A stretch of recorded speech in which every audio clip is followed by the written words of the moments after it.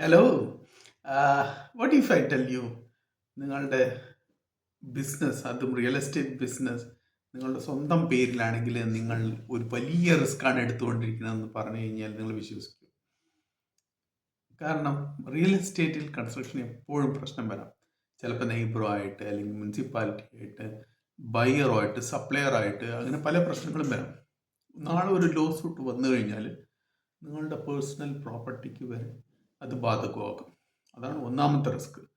രണ്ടാമതെന്ന് പറഞ്ഞാൽ സ്കെയിലബിലിറ്റി.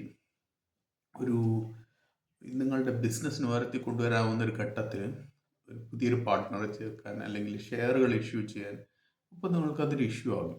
അതുമാത്രമല്ല, ഒരു റിയൽ എസ്റ്റേറ്റ് ഫേമിന് നമുക്കൊരു വിശ്വാസ്യത വരികയാണെങ്കിൽ ഒരു പ്രോപ്പറായിട്ടുള്ളൊരു കമ്പനിയുടെ പേരിൽ മാത്രമേ വിശ്വാസ്യത വരുള്ളൂ. ഇതുപോലുള്ള ബിസിനസ് ടിപ്സ് നിങ്ങൾക്ക് വേണമെങ്കിൽ നിങ്ങൾ ഈ ചാനൽ ഫോളോ ചെയ്യും. Thank you so much.